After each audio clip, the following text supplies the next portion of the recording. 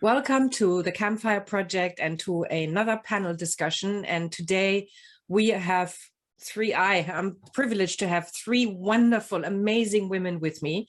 And we're going to have a discussion about something that Christelle is going to introduce in a minute.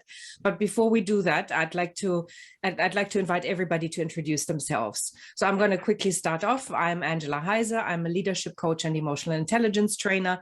And I'm in Brisbane, Australia. And I'm passing on to whoever wants to go first. I'll go. My name is Grace Ho. I'm also based in Australia, but in Sydney. And I'm a leadership coach as well and top team facilitator. And I can go next. Hi, everyone. I'm Della Duncan. I'm based in San Francisco, California. And I am a renegade economist, right livelihood coach, and the host of the Upstream podcast. Hello, everyone. I'm ChristellePellecuer, and I am based in Bristol in the UK.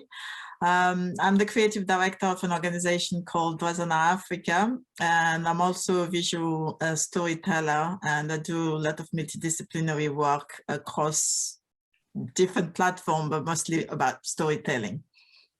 Wonderful. Now, this is your topic. So this is about women empowering women. So how about you start us off? Sure. I mean, I think I proposed this topic because it feels like as women, we tend to compete against each other rather than helping each other up along the way. And for me, it's a bit of I think when you do that, it's kind of a lack mentality. It's like almost like we're going for one thing and there's not enough for everybody. So I was quite interested to hear how other women feel about the idea of empowering each other rather than competing against each other. I don't know, anyone? What do you think about that? Della, how about you? Yeah, I think that I'm probably similar to folks listening that I've had experiences of both, right? Where I felt a shared sisterhood and a sense of being empowered and empowering other women. And then I've also had experiences appealing to competition and talking behind one another's backs and betrayal even. So I've felt both. And so I appreciate this conversation as a way to just speak about those potentials and to really honor and celebrate the times when we do come in companionship and solidarity and care for one another, both in terms of our individual choices and our systems. What systems would support greater women empowerment and also a shared sense of solidarity and sisterhood for all women? Mm. Grace, anything you want to add to the intro? Yeah, I think the thing I'm curious to explore is how, for me, it's changed over the course of my life. I feel like I went to an all-girls school, so for me, the sisterhood felt quite strong. But then when I went into the workforce, I was in a more male-dominated industry and working with more men. And so I think the solidarity of the sisterhoods felt like it's fallen off. But now later in life, as I've become a parent, and as I've done more work around diversity and inclusion, it's much more in my consciousness again. So there's, different circumstances in life that might bring out, enhance or detract away from that. I don't think I've personally experienced too much of the backstabbing and cutting each other down. I've done more of the building up, but I also noticed that in different settings, I did it more or less. What do you mean you did it more or less? You contributed? Yeah, I contributed more and I received more or less. Oh, okay. So it goes both ways. Okay, I just went, oh, you contributed to the backstabbing. That doesn't No. sound like... the lifting up, the lifting up. Yes, yeah. Okay, so I've been thinking about this, obviously, once we started talking about this, and I went, is this really still a modern thing? I mean, like, this comes from times where women were competing for resources for their kids, right? So they needed support, they needed to make sure that their kids were being supported. So the more they got, the more they were able to support, they were able to gain, and the more the better they would be to take care of their offspring. So it was a biological drive almost, you know, like if I can make sure that I get the alpha male, but we don't have that anymore. We don't need to compete for men. We don't need to compete for resources and showing up who, you know, like, are we good enough or anything like that? I mean, we are, and at least in parts of the world, I'm really talking about the Western world here. So I was just curious. I mean, Christelle, you work with lots of women in Africa. Is that the same there? Yeah, and I think when you're talking about Western world, I was actually saying, yeah, this is probably a cultural thing. I think some part of Africa there is that competition because they've been influenced by Western world. But I think if you go to where there's a lot more community, people do not compete. It's very much, you know, as I say, take a village to raise a child, and it's very much that mentality of everybody's contributing to the wellness and the welfare of the children and everybody else. And even I'm thinking about, you know, when someone has done something wrong, that in South Africa they've got that Ubuntu. It's everybody come together and trying to make that person, bringing what is good about that person rather than focusing on what that person has done wrong. And it's really empowering that person, bringing to the forth what is strength. And I think, yeah, maybe it is a cultural things. And us in the West, we are too focused about me. It's all about me, and it doesn't matter about anyone else, as long as I am good. Yeah, maybe it is that selfishness and egoistic view of the world. It's got me thinking, because I'm like, well, I haven't really seen or experienced as much of the backstabbing behavior, and I wonder if it's got to do with my Chinese background. That's what your question prompted. And the fact that we do take a more collectivist view. And when I think about my high school, it's probably 50+% Asian, and my close friendship group were with Asian women. See, that's why I was interested, because I when I was starting to read, it was all about biological drive and all of that. And I went, okay, that's gone, you know, like, I mean, but we still have these behaviors. Why do we do them? And so, yeah, cultural makes perfect sense. So can we change the culture, or is it, you know? Well, I mean, go ahead. No, go ahead, Della. I was just going to share that a few years ago, I used to work for an organization called Girls Leadership Institute, and it was about building social and emotional intelligence in young girls. And it was girls and their moms would come to the classes, and there was a great experience of, backstabbing and just kind of what happens to girls in like middle school and high school.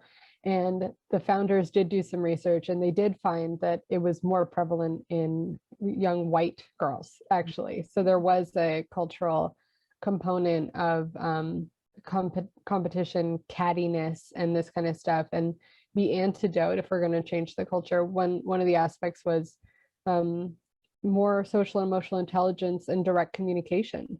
You know, just what does fakeness do to our relationships when we are fake to one another, inauthentic? And if we were more authentic, more vulnerable, able to speak our emotions and hold each other more accountable, I think that would create better connection across sisterhood. It makes me think, when you talked about the mother and daughter, how much it's influenced by that relationship.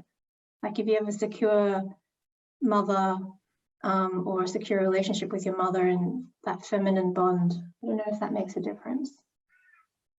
Did you see any behavior either way, Della, from seeing those girls and mothers come together in that setting?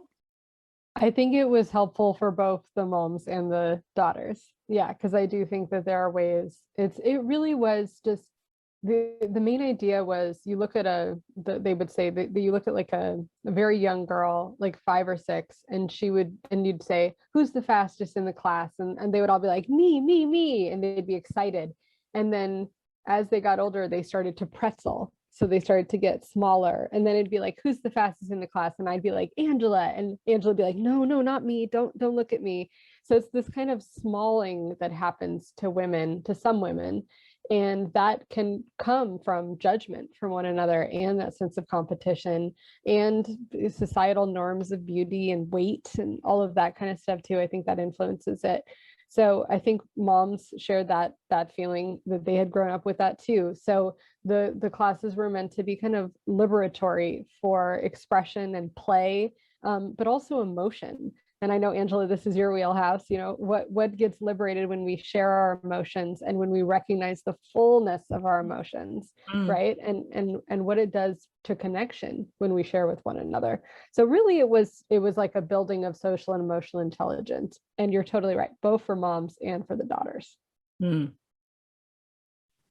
Yeah, I was just thinking, has anybody watched movies, you know, like Mean Girls, or, you know, all the high school stuff where mothers are really actively contributing to saying, you know, you've got to be at the top, and you've got to be the cheerleader, and you've got to be this, and the most popular, and the most this, and it passes down. But when girls really work together, it doesn't happen.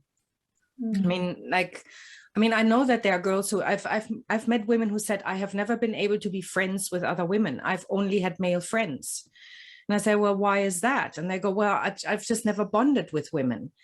And I say, well, you know, when we started talking about it, it was because the mother had really been the one who said, you know, other women are competition. So, you know, and what we believe is what we see, right? So our filters are really in that space of, you know, if I see women as competition, I will find that competition. But if I want to go out and find women who are friends, I will do that too. Yeah, and I think the society where we live in, it's so much built on achievement and performance. And I think from early ages, you have to have degrees, you have to have, you know, you've got to go to university. I know some of the, you know, young girls here who have not been able to go to university, then they feel like they failed. So it's already that. And, you know, I'm constantly saying to girls, you know, there's other pathway to get to what you want to do in life than to go to university. University is not the only way. And I think if you nurture young girls and young boys even to look for what they really want to do, what they're passionate about in life, and it's no matter if they achieve it or not, but if they really enjoy what they're doing, I think the achievement will come along. But without that constant thinking of people in their mind that they have to get to somewhere, so they're not really enjoying the journey in a way, because they're too stressed up thinking about, oh, I need to get that medal, I need to get this degree, I need to get all sorts of what's society, what the parents, what everybody else wants for them, and not really what they want for themselves. Grace? Yeah, and this is why I was thinking, you're saying that the biological drive is not there anymore. I think it's been replaced by these materials, you know, whatever it is, it's to have esteem, to have goods, to have wealth in whatever way they define, to have success. That drive, I don't think, has gone from human nature. Yeah. I mean, I just look at the fact that, I mean, I do a lot of corporate work, obviously, so that sometimes it's really hard for women to be promoted, for example, because there is this whole, oh, she might get pregnant. And I have literally seen women, I'm not going to promote her because she might have another baby and then I'll lose her again.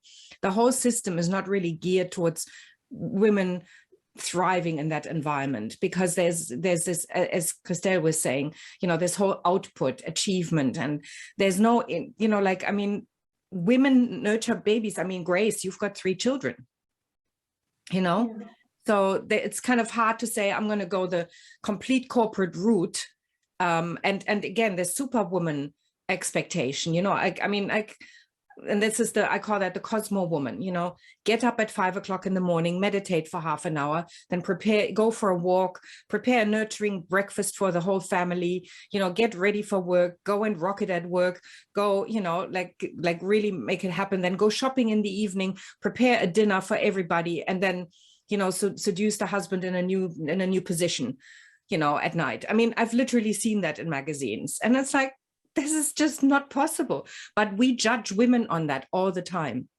And I know, for example, in Germany, it used to be, now I haven't lived in Germany for a while, but it used to be, there's an expression called the Rabenmutter, the raven mother, you know, which is when a woman goes to work, she abandons her children, and women are harshly judged on that.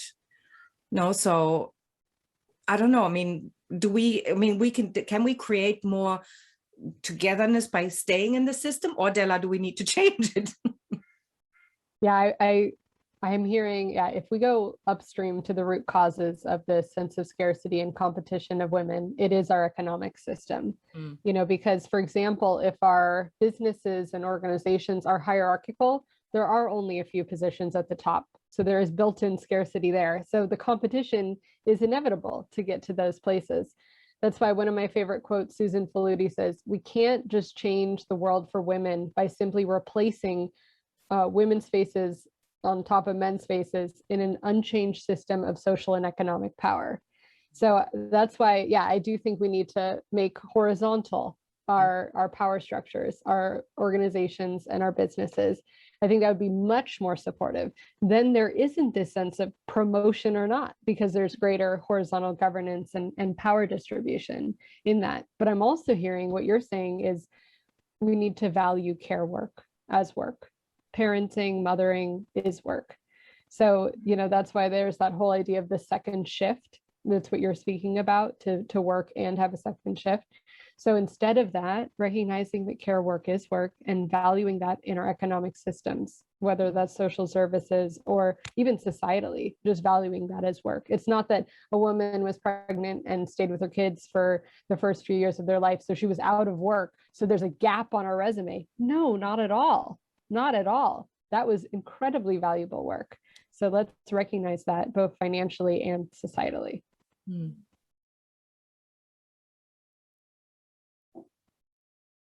Della, that's really sinking in. Just thinking about all the ways that care is not valued, even the pay disparity between a teacher and a construction worker. You know, where government funding goes and policy around that.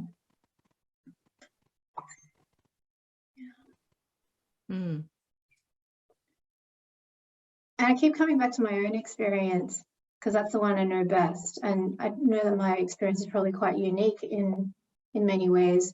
I've just got so much support from my parents that it takes a village sort of mentality. And that enables me to be out in the workforce. And I also had parents that were very supportive of me climbing that ladder too, and the corporate ladder on that side, so, and being supportive at home and having lots of kids. So, Angela, your question feels bigger to me than I initially thought about culture and what that means. Yeah, I think the beliefs that we operate through and the way in which we then interact with each other based on those beliefs has massive impact. You have I know you've at least one child, Christelle. Yes, I've got one. Yeah, I mean, it's been an interesting, because I raised my daughter away from my own family, so I think in a way I had to do that by myself. So I didn't have that, definitely not have that support system around me. I had to make my own way all along to, I guess, to get where I am today in a way, because my family was in a different country. And I didn't really know anyone in the country back then, when my child was a baby. So I think in that sense, that was quite difficult, I found. And that's probably the period when I would say it was more difficult than I am now. Now I've got a network of women around me where I know if I had an issue, they will be here to help and support. But back then, I think it was a completely feeling of loneliness and having to do it by yourself. Definitely. And again, maybe it's a different circle of people I've moved around over the years. The people I was around then was very different. I was at university with a child. Now it's a very different, I'm more in the community. So I think it's a very different thing. And with the community, it's, I'm very lucky the women around me are, the opening door for other women. So in that sense, it's been a lot easier journey now than it was 20 years ago when I had my daughter. So yeah, I'm definitely, I think, yeah, someone mentioned earlier, maybe it's different circle. So I guess maybe who we surround with has a big impact of what we get, I suppose.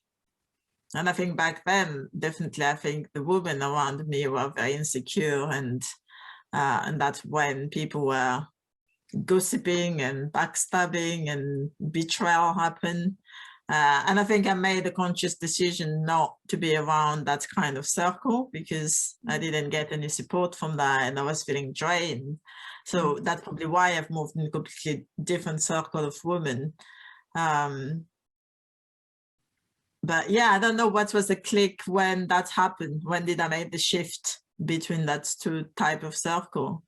I think it's kind of a gradual thing, like some people just dropping off slowly from my friend list. That and I think it's also about self-awareness. When the more I was learning about myself and accepting who I was, then I didn't need that kind of recognition from other people. So every time there was something I wasn't happy with in the past, I would have find excuses and saying, oh, okay, maybe it's me, or I was always not wanting to upset other people. But as I learned to know myself, I'm more conscious about choices, the decision I make, and if it doesn't fit, if it doesn't vibe with me, then I'll move on. I don't stay in the circle anymore. So I think it's part of the growth journey, I suppose, that when people are shifting and the people who are more in line with your thinking, your belief, then come together around you. Yeah.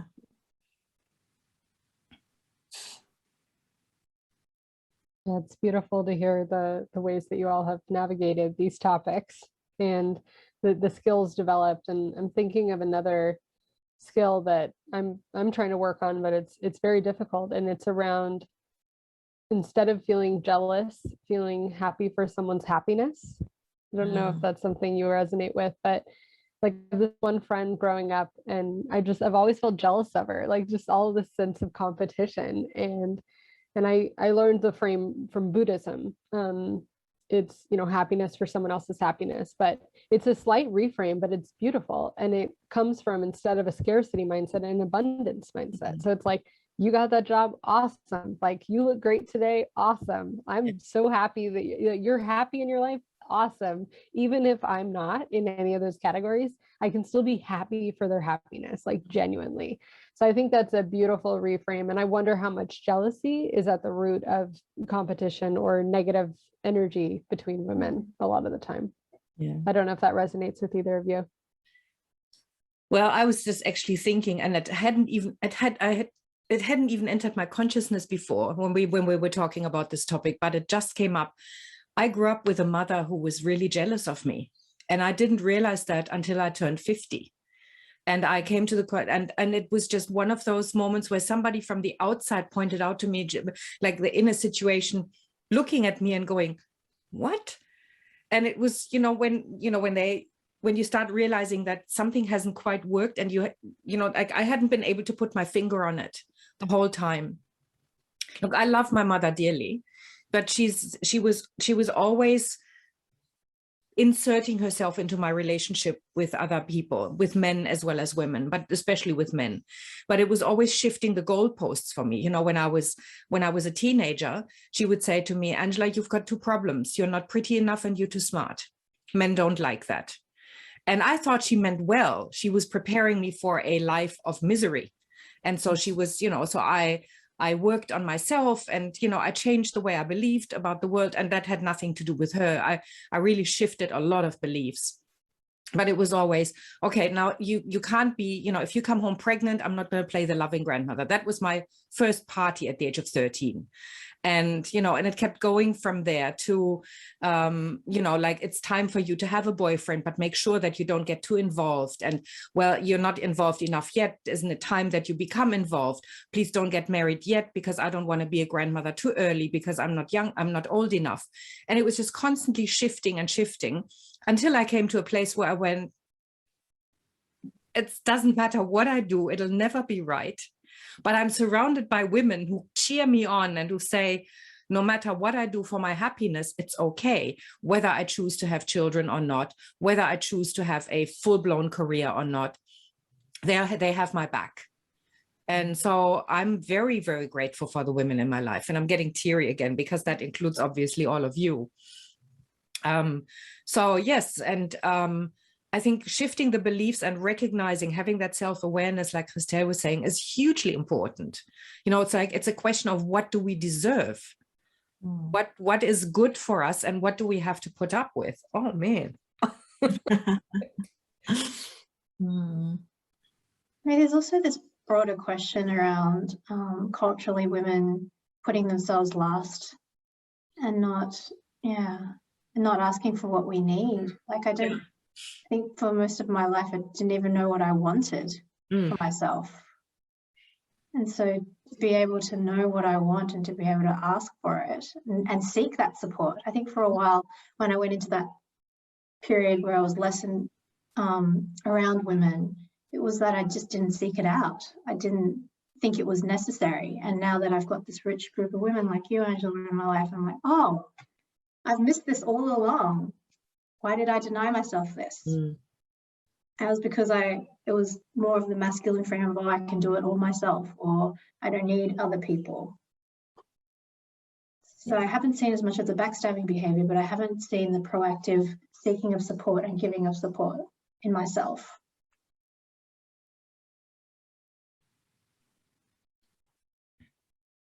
And Angela, I just realized I took away from a really powerful moment and shifted topics, but I really acknowledge the pain of the experience that you had with your mom and how that shaped you. I know you can see the positive that came out of it, but I also want you to know that I feel the hurt that sits behind that as well. But what you said really resonated with me, because I realized that my mother did not come from a place of malice. She came from a place of she was a very talented woman who was never allowed to pursue any education. She was constantly being told, like my grandmother on my father's side said, this is how I grew up, was the woman always walks the lower path. And my mother was battered with those messages. She wasn't allowed to get an education. And so when I had all of those opportunities, there was one part of her that was cheering me on. And there was one part of me that was really, it was that sense of, she's having what I can't have. And I have great empathy for her for that, but it's the toxicity that comes with it that is really hard to take. And I think this is what we're talking about. It's about saying, acknowledge that when you don't feel good enough, or when you feel that you don't have what you want, you have the opportunity to take action. You have the opportunity to surround yourself with people like Christelle, like all of us, who are there, who are our tribe, who really are with us. And that makes all the difference in the world. Your story about the intergenerational passing down of this just makes me think how systemic it is and how difficult it is to shift, because it's shifting billions of people's mindsets and conditioning and how they see the world.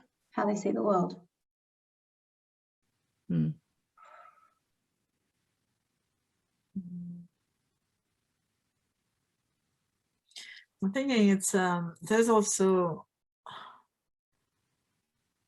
mention about courage, I think, in all this being able to, first of all, to ask for help, but also being brave enough to actually say, okay, I'm happy for that other person, even though I'm not feeling great.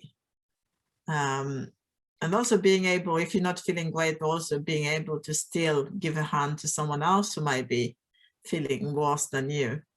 I think that's requires quite a lot of courage in itself. And I always admire some people who always, you know, support.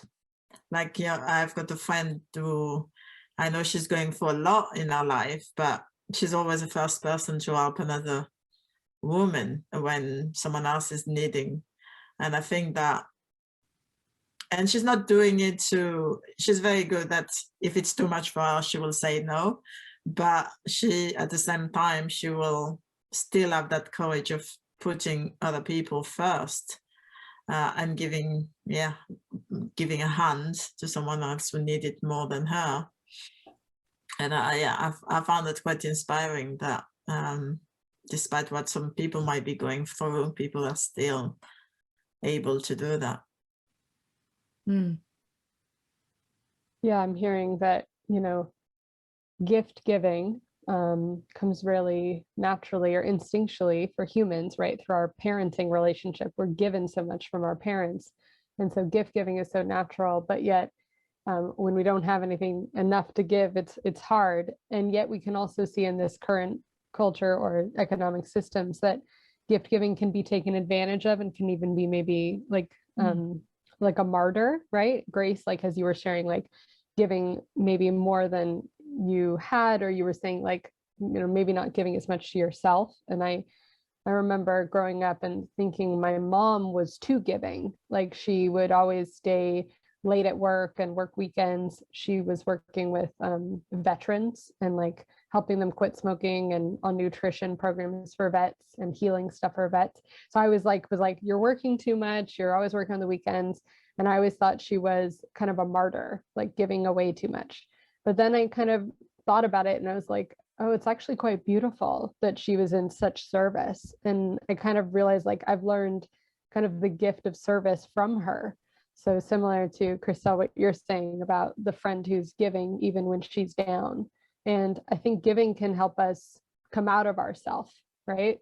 Like I have a friend who's really not doing well. He's really depressed. And every time I talk to him, he kind of talks about his own depression and stuff like that. And the other day I was like, maybe you should volunteer, like get out and like give to someone else. Cause I thought, you know, he's getting a little closed in his ego, and to give is to expand oneself and to come into a relationship. And it feels good to give. So I was just sharing, I had a little bit of a shift from, it's not always being a martyr to give a lot. In fact, it can be actually quite a beautiful thing. As long as you put yourself at the center, your well-being. And I think that's what women learn, is not to put ourselves at the center. You know, we have to give without boundaries. Like Christelle was saying, you know, your friend knows how to say no. And I think women don't learn how to do that. I mean, when you look at obituaries of women, they often get praised for their selflessness, for their being there for other people. You know, she was always there when she was needed. But there's also a lot of resentment when that happens. You know, when there's this thing of, I can't say no, because that would people would not appreciate that. And I have worked with women and I've supported them in saying no to things, and they would get huge pushback from their families. So I think when you're saying, Della, that we need to say yes to things and to giving, it's always, I take that with a grain of salt. It's about giving from that healthy place of, you know, you got to fill your own cup first before you pour. Because that's what, you know, like if we then see another woman who takes care of her own needs, that's what gets into that place of, you know, why is she, you know, like what's she got that I don't have, or why can't I have what she's got, whatever it might be. And that's where we differ from men, I think, because men cheer other men on, right? Much more than women do. Yeah. Great. So what can we do? I was going to say, what can we do to help each other more? Well, what are the tools out there?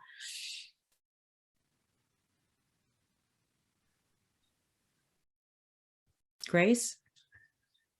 Mhm. Still processing? Yeah, I think an immediate response to Christelle's question is to be paying attention, and actually putting it on the radar as something to be aware of and doing. Because I think sometimes it's not that I wouldn't do it, but I just don't think about it. So if I pay more attention to the women in my life and what they need, then I can be more of service. Because I do see less of a tendency to ask for that help. So if I can anticipate the need a little bit for others and offer it, as opposed to wait for them to come to me and ask for that help, that's probably one simple thing that I can practically do. Yeah, I was going to say something similar. After your point, Angela, I was going to say, yeah, the gift economy only works if we not just give, but we ask for what we need, right? So that there's like a mutual indebtedness, and there's just so much reciprocity and gift giving happening like all around. So I love what you're saying, Grace, about not just waiting for someone to ask for what they need and then giving it to them, or asking for what we need, but anticipating what it is that we need and what others need. I think that's a beautiful addition.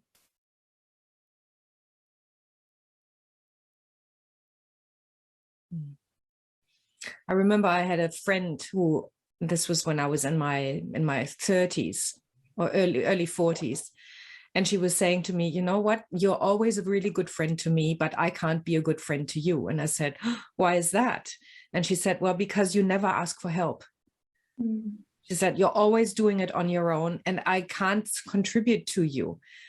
And I can't support you, because every time I ask if I can help you, you say, no, I'm good.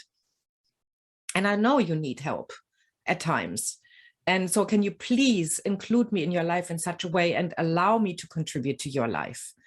And it was one of those moments where I went, but isn't it my job to stand on my own 2 feet and not be a burden to anybody, and, you know, like make sure that everything ticks over perfectly and I work it all out in the background, because, you know, I don't want to be indebted to people. That was the flip side, you know, and it came to the realization, well, it's a flow.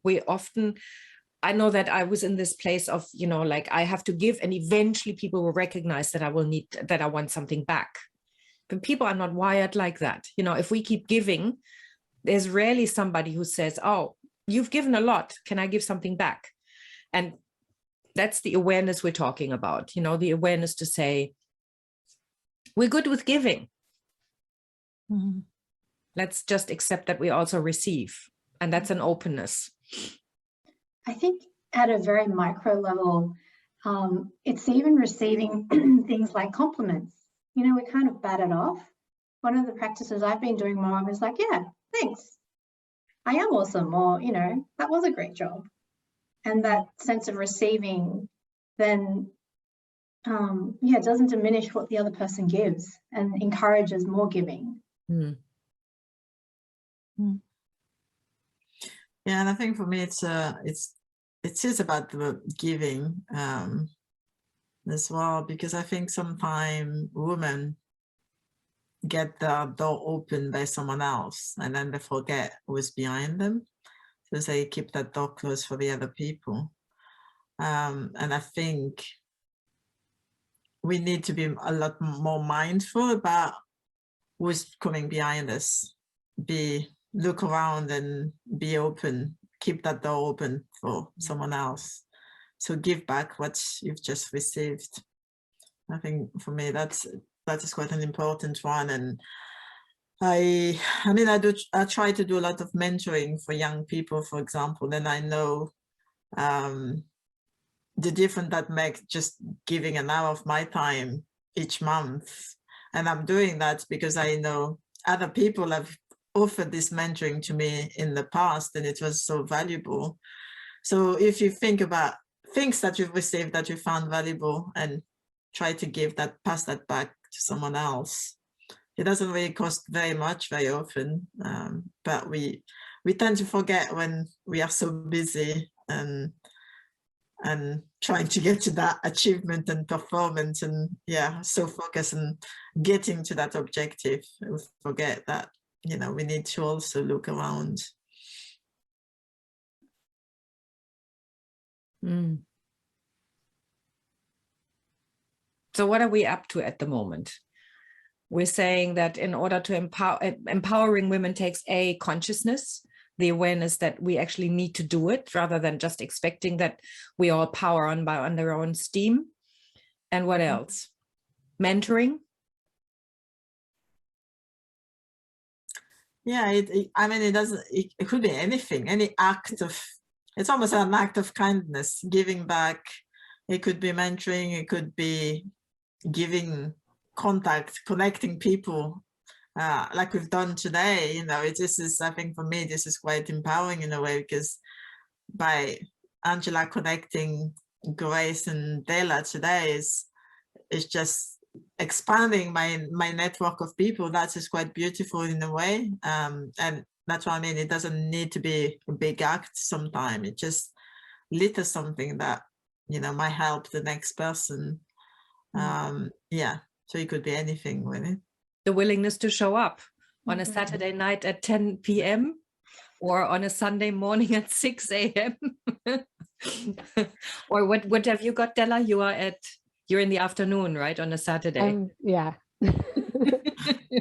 I appreciate all of you. Yeah, so we made it happen. I mean, it took a while. It's kind of hard to find a time that works for 3 different continents, but we made it happen. And that's support. Yeah, I heard a few things going forth. I heard, honoring our ancestors, the gifts of our ancestors, of our mothers, of our grandmothers, but also of our mentors, our family in the broader sense, and those who open doors for us, right? So that we continue to give that forth through mentoring or sharing or gift giving. And then I heard healing generational trauma, or like breaking generational patterns.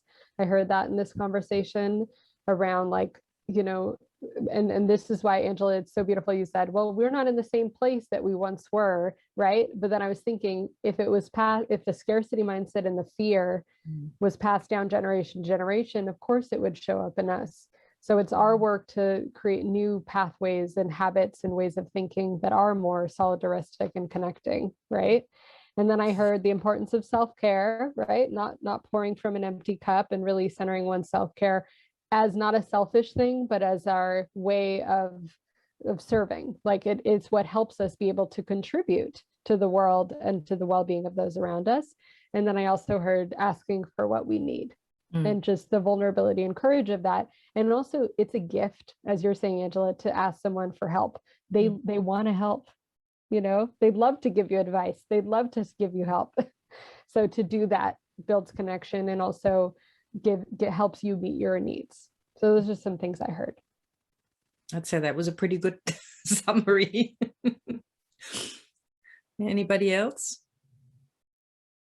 No, that was on point, Della.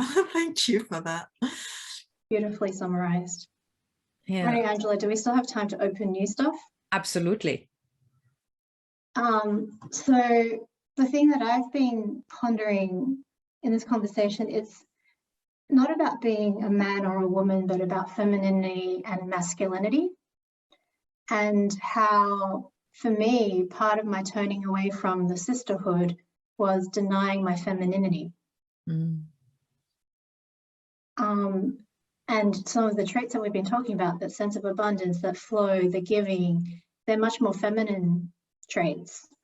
And I haven't done much work on my feminine side. You know, it's all very much about drive, competition, outputs, getting things done. And as I've embraced flow and embraced openness and emergence, I've attracted more women, and, you know, have found it more important to have a strong group of women around me to build up that feminine femininity inside me. And I think everybody we all have both masculine and feminine within us. And society as a whole is, you know, very much geared towards the masculine. And so within myself, my masculine and feminine were out of balance. And when my masculine and feminine is out of balance, then I don't think about the sisterhood. I don't think about supporting other women in that way. But now it's become more present again in my life. Men support each other. I mean, they do talk about the good old boys network. You know, that's something that men do much more easily than women do. You know, they're always going, oh, I can help you with this. I can introduce you to that person. Women don't do that much.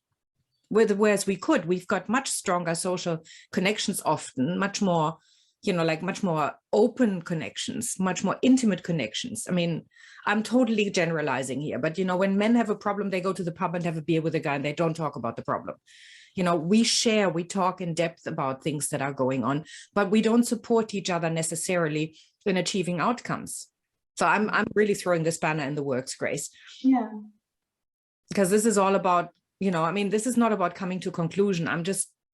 I love, you know, just exploring what is out there.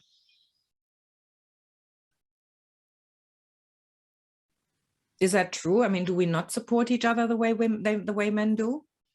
Do we not put each other forward for jobs or, you know, again, I mean, I think the support is very different between for what it means for men and what it means for women.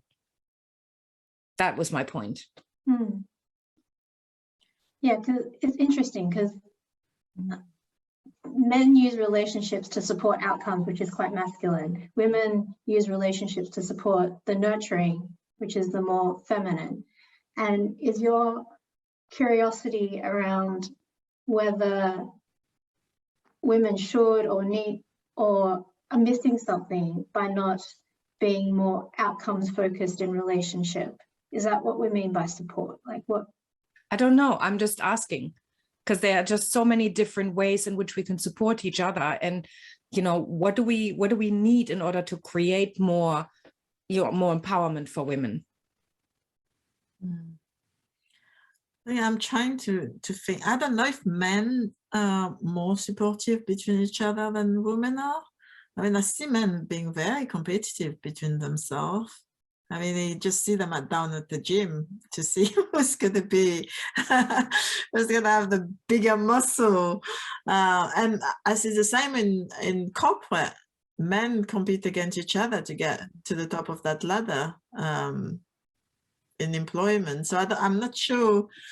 I think I see the men being more visible actually in that competition. I think as women, it's more settled.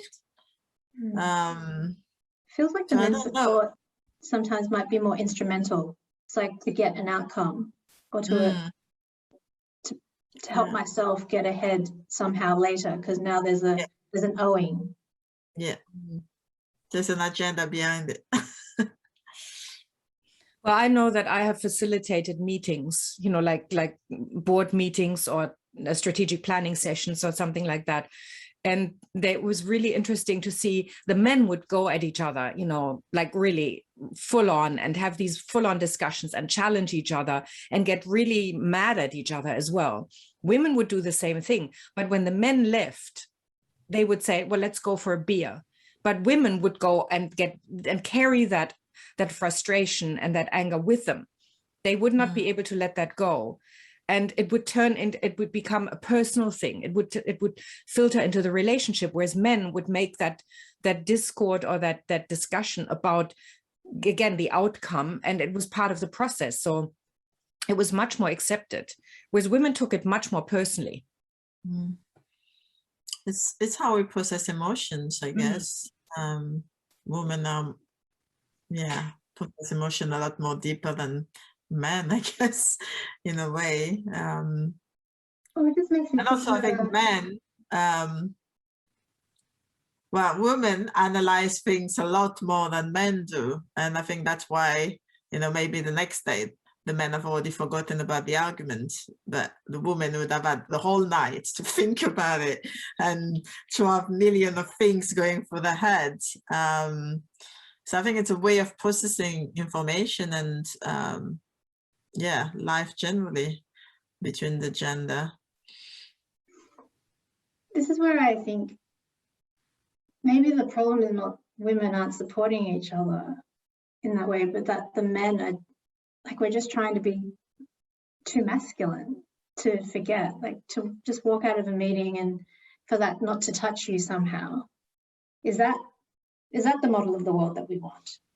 I'm not saying that. I was Yeah. just sharing observations because, I don't think one way is the best way and neither is the other, forgetting immediately about what's happened and not holding people accountable or, holding a personal grudge for days. Neither of those are the best way of dealing with moving forward. Yeah, this is where I come back. Go ahead. Oh, sorry. I just come back to the masculine femininity and the need to be balanced in everybody, in every individual. Sorry, Della, you should. Oh, no, I was just going to say my read of the moment that you're describing, Angela, goes back to my experience at the Girls Leadership Institute around direct communication, because I know in myself, I've had times when I feel betrayed or hurt by someone, and I do let it fester, and I'm like, oh, I'm fine, and again, that fakeness, the inauthenticity. So that's why I'm kind of going back to that, the vulnerability and courage that Christelle brought up around going to someone and saying, hey, I'm feeling really hurt right now. Can we talk about what happened? So yeah, I don't know whether men or women get over things faster or whether there's a pushing something down, but I do think that we could all use a little bit more direct communication and sharing about our difficult emotions and that vulnerability and courage. And I know for myself that that's been harder than some of the men around me, that they've been more open and more direct in their concerns than I have been. So I don't know if that's related. Yeah, because women, we're really good at triangulating, right? We don't necessarily tell the person we're upset, we're telling somebody else who then, and then as if it's a woman, she often goes in as the rescuer and then tries to fix the situation, which generally makes things much worse. And it creates all of that drama that is just so unnecessary.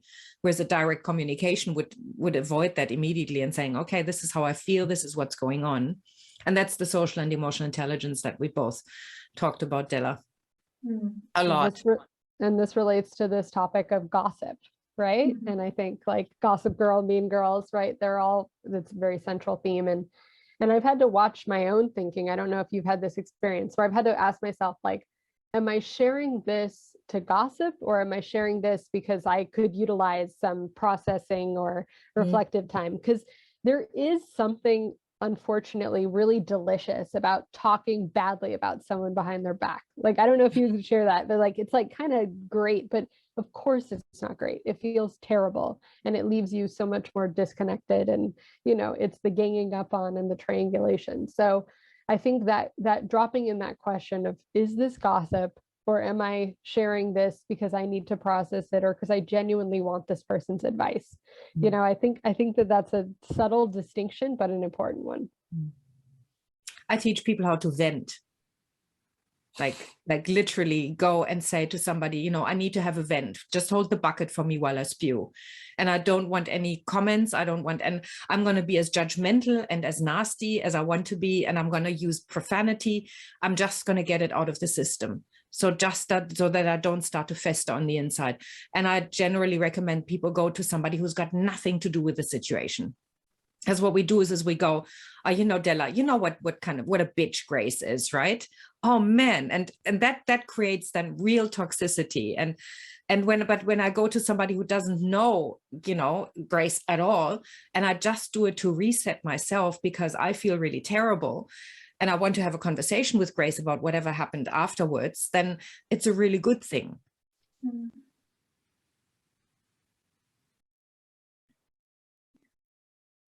I'm still left with the question around the systemic stuff. So we've talked quite a bit about interpersonal and personal work. And I've done some of the systemic stuff, taking roles, doing diversity and inclusion, but, how does the everyday person in their, whatever their line of work, do stuff to support the system? Or does it really all come down to individual interactions and how we show up? That's you, Della. Yeah, I was just about to say. Yeah. Well, I just produced a podcast called Feminism for the 99%, a documentary about it. And it's all about how COVID is has been called a time of a she session, meaning so many women are dropping out of the formal labor sector. And I say formal because a lot of them are going to homeschool their children, right? And take care of the home. But there's this wonderful story coming out of Hawaii that we got to feature, which is called A Feminist Economic Recovery Plan to COVID-19. So the nation of Hawaii, awesome feminist organizers there are doing the Feminist Economic Recovery Plan to COVID-19. So in terms of systemic structures, I would say that report has a lot of these, but I think it has to do with what we were talking about earlier with valuing mothering and parenting and providing the basic resources like childcare or paternity, maternity leave and healthcare education, right, for families. I think that's supportive of women to not have to feel that to be a mom is a backward step career-wise, or that they're dropping out of the labor force completely.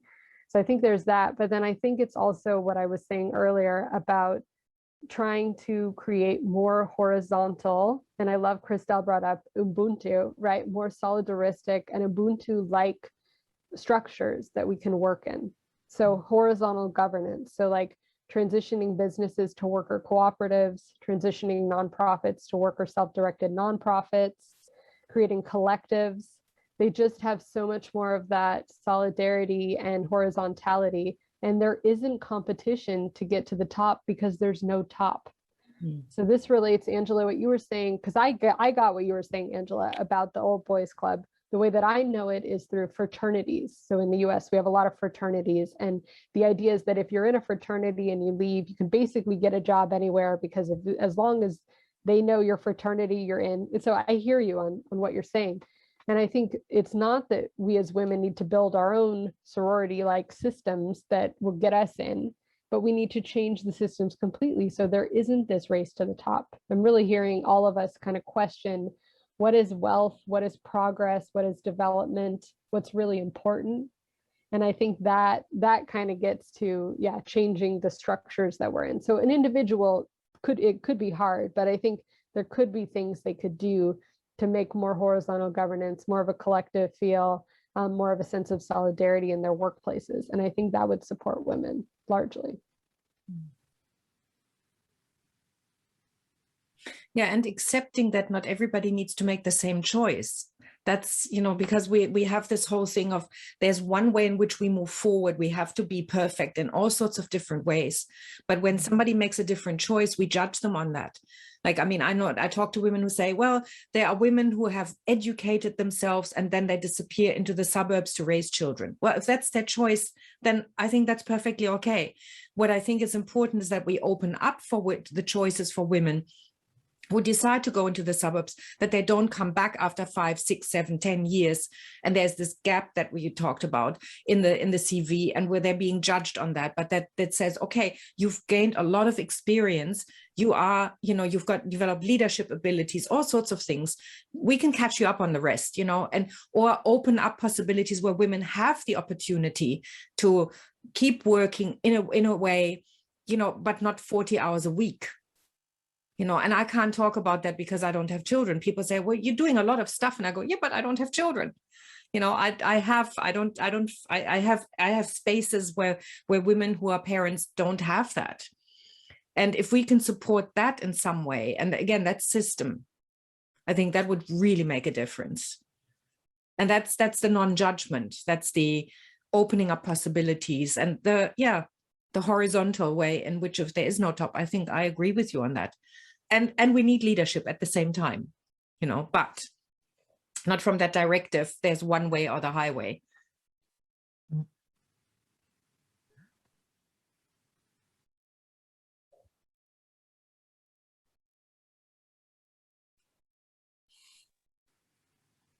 I have so many questions. So many things just swirling around. This is such a rich discussion because every sentence kind of opens up all these new threads and new curiosities. Absolutely. Definitely. Okay, well, we're almost at the end. Is there anything that you would like to say as a you know, like a parting words or words of wisdom or conclusion, or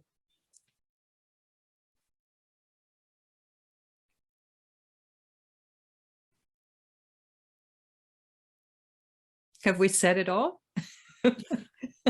Or have we raised so many questions that we go, oh, let me ponder this? For me, it's more the latter.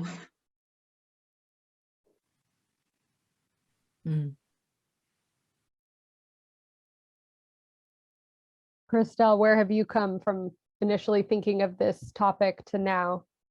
This is how you thought it would go?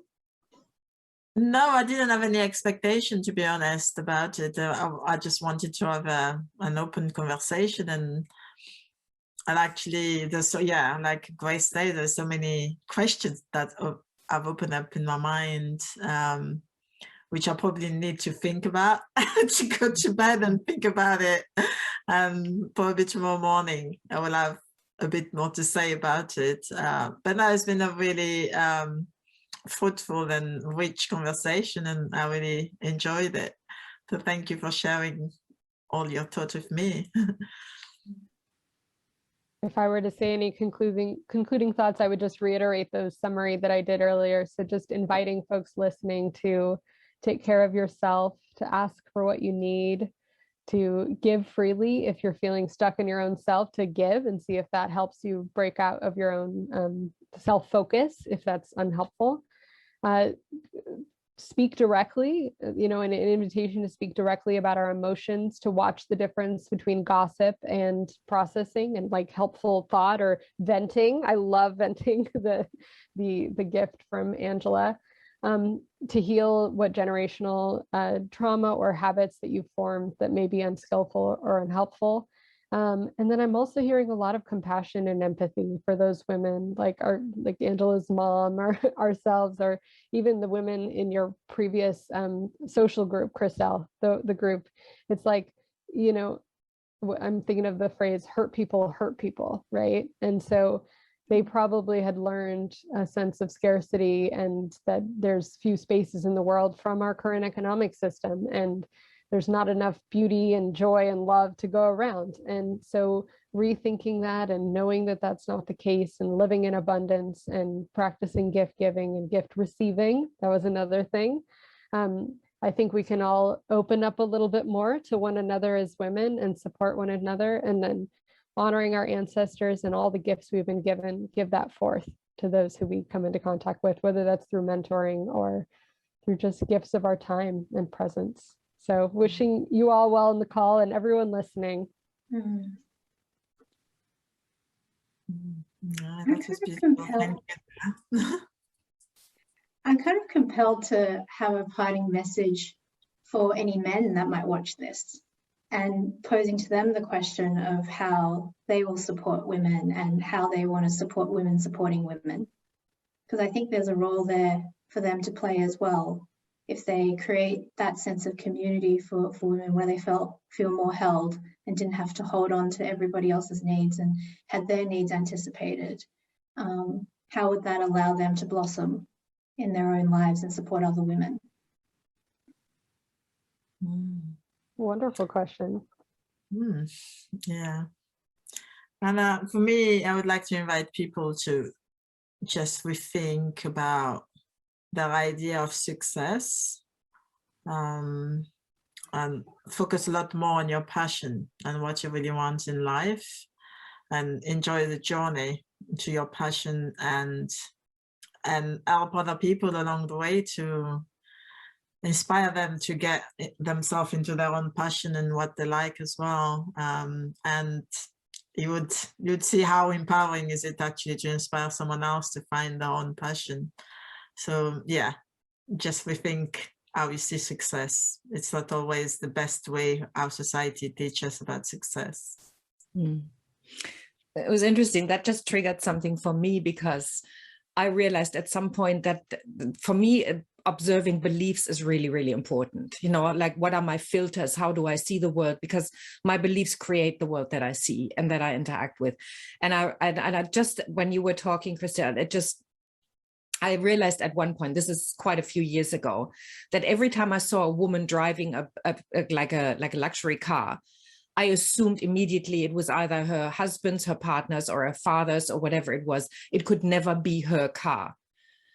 And that was one of those moments for me, you know, and the realization that there are so many judgments that I had around women and what we should be and what we can't be and what we can be. I think just noticing what the cultural influences are, you know, where do we think we have to be? How do we define success? What is you know, all of those, when we have a little bit more awareness of that, we have greater compassion for other people and also for ourselves. And then we don't get into that bitchiness and that resentfulness. And I think that's, you know, that's really important, that we understand why we do the things we do and how we filter things. So that would be my suggestion. Okay, well, I know we've just literally scratched the surface. Thank you so much for suggesting this topic, Christelle, and thank you everybody for showing up at some really interesting times and of day and of life. And I look forward to having another conversation with you about this. And thank you everybody else for tuning in, and we'll see you soon. Thanks, Angela. Everyone, thank you. Christelle, thanks, Della. Bye.